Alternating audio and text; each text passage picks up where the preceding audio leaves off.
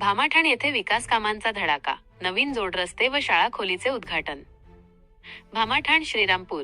राज्याचे महसूल मंत्री व पालकमंत्री ना. राधाकृष्ण विखे पाटील यांच्या विशेष प्रयत्नातून भामाठाण येथे विविध विकास कामांचा शुभारंभ 26 फेब्रुवारी 2026 रोजी उत्साहात झाला. जिल्हा वार्षिक योजनेअंतर्गत मंजूर झालेल्या या कामांमुळे ग्रामस्थांमध्ये आनंदाचे वातावरण आहे. प्रमुख उद्घाटने. भामाठाण अडबंगनाथ रस्ता उद्घाटन उत्तमराव बनसोडे, गंगाधर बनसोडे तंटामुक्ती अध्यक्ष, किशोरदादा बनसोडे व हनुमान मुठे पाटील यांच्या हस्ते. शेकूबाबा देवस्थान रस्ता उद्घाटन लडूभाई जहागीरदार व रमेश सांगळे यांच्या हस्ते. घुमनदेव रस्ता उद्घाटन उपसरपंच दिनकर पाटील बनसोडे व भागवत बनसोडे यांच्या हस्ते.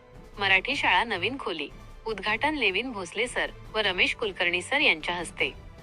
महत्वाचे तपशील. अडबंगनाथ देवस्थान रस्त्याच्या मजबूतीकरणासाठी 25 लाख रुपयांची प्रशासकीय मान्यता मिळाली असून 17.77 लाखांच्या निविदेतून ठेकेदार अजिंक्य राजू मेहत्रे यांनी काम हाती घेतले आहे.